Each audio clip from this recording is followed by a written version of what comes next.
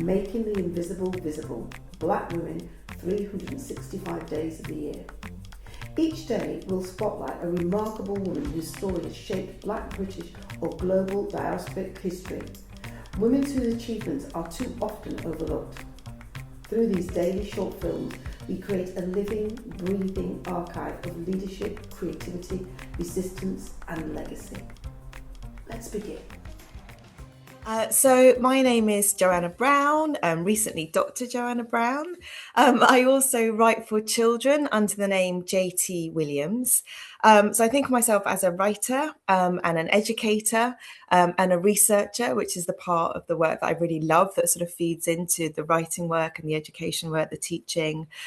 And what I'm really passionate about and have been for many years now is, I suppose, the role that fiction and imaginative writing can play in our understanding of history. So I feel that I always kind of learnt about history, for me, through the reading of sort of poetry and plays and novels of the time, because that's where I feel that we really get more of a sense of how people felt about the world in which they lived and how they responded to it emotionally, how they responded to it sort of socially and in community. So the main question that drives my practice is how can we work imaginatively and creatively in the archives in particular to find different ways to bring Black lives in Britain to light.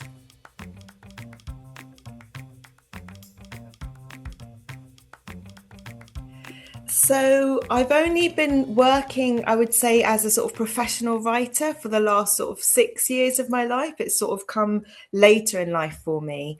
And one of the ways in which that emerged, I suppose, was sort of noticing how I felt in encounters with particular materials like photographs or listening to a certain piece of music.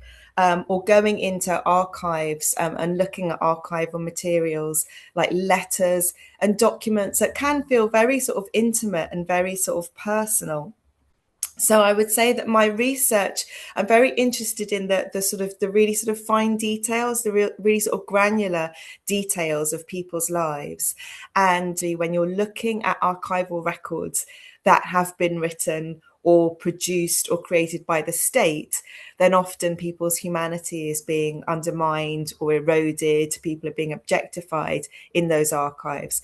So I don't want to avoid working with those records. I do want to work with them, but I really want to work with them sort of holding close and sort of holding to your heart almost, the sense of the people that those records speak about.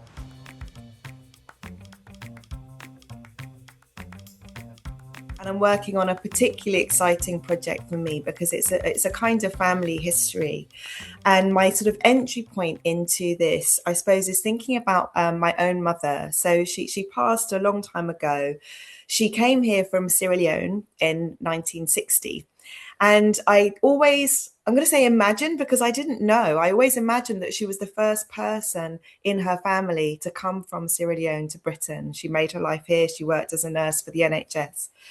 And I found out long after she died that actually her father came here in the 1940s and trained as a dentist.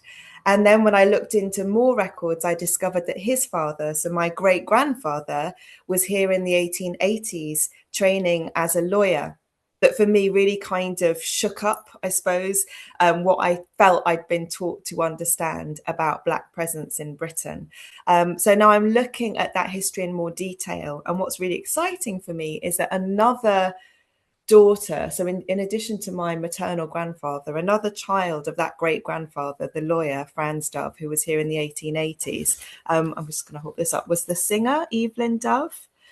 So I know I'm really excited because I've always been like a huge jazz fan, and my dad, who is an English East Ender, always played me lots of jazz growing up. And I actually do have a record in my collection that I inherited from my father that has a recording of Evelyn's voice on there. So kind of finding out that this music I've been listening to, sort of 1920s and 30s jazz, I've been listening to since I was a child, to actually discover that there's this really kind of like strong family connection with that scene has just opened up a whole new set of curiosities for me.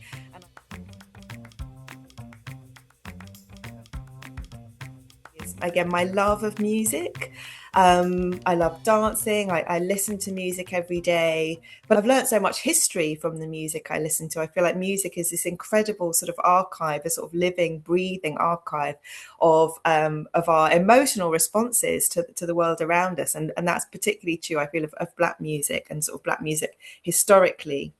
And the reason that I want to bring that to the surface about me is because I also feel that there's something that really goes sort of overlooked when it comes to women and their relationships with music. I feel that in the sort of public sphere, sort of love of music, appreciation of music, and knowledge about music is something that's still sort of perceived as a bit of a male domain. And I think that often women are sort of sidelined, if you like, in the music world. The work of writing can be, I don't want to say lonely, but perhaps sort of isolating. You know, there are, at the moment, I'm in a sort of an immersive phase, as it were, where I really just have to sort of bed down all day, every day, and just sit with my work. And there's so much joy for me to be had in, I go to a lot of events that celebrate writing, that celebrate the work of other writers.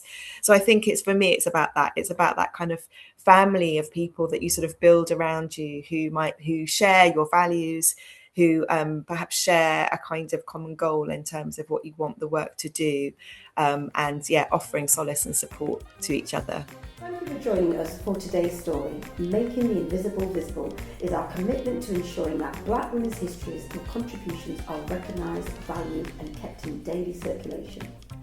Across 2026, we will continue to share these powerful narratives, 365 days of impact, brilliance and inspiration. Stay connected, join the conversation and help us champion the women whose journeys continue to shape our world. I'm Paulette Brooks and I'm looking forward to seeing you tomorrow for the next story.